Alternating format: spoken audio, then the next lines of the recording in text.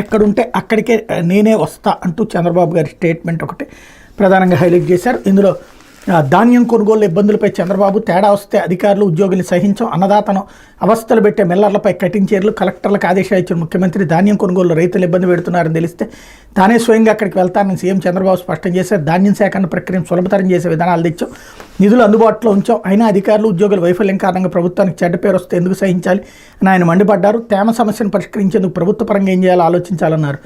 బియ్యం recycling, smuggling అనేది మాఫియాలా తయారైంది, దీనిపై యంత్రాంగం ప్రణాళికతో పనిచేయాలని ఆదేశించారు. ఇక్కడ పేపర్లలో భారీ హెడ్డింగులు, వినడానికి అద్భుతమైనటువంటి ఉపన్యాసాలు బాగుంటున్నాయి, కానీ ఆచరణ ఎక్కడ? ఇప్పుడు ఆ రైతు తీసుకొచ్చి తనకు వచ్చినటువంటిది ఒక 50 బస్తాలో 100 బస్తాలో పండినటువంటి ధాన్యాన్ని ట్రాక్టర్లోనో లారీలోనో తీసుకురావాలంటే ట్రాన్స్పోర్టేషన్ కాస్ట్, ఆ టైంలో చివరికి అతను అట్లాగే ఉండిపోతున్నాడు. అందువల్ల బ్రోకర్ అక్కడికి వెళ్ళి కొంటున్నాడు, ఆ బ్రోకర్లు దర్జాగానే అమ్ముకుంటున్నారు. నష్టపోతున్నటువంటిది రైతు స్పాట్లు.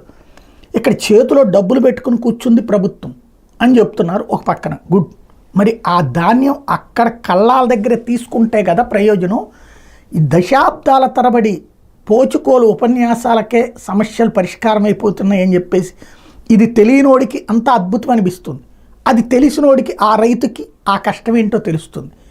ఇది ఉపన్యాసాల కాలమే తప్పించి వాస్తవాల కాలం కాదన్నటువంటిది మరొకసారి స్పష్టమవుతుంది. ఆలోచించుకోవాల్సినటువంటి అవసరం ఉంది.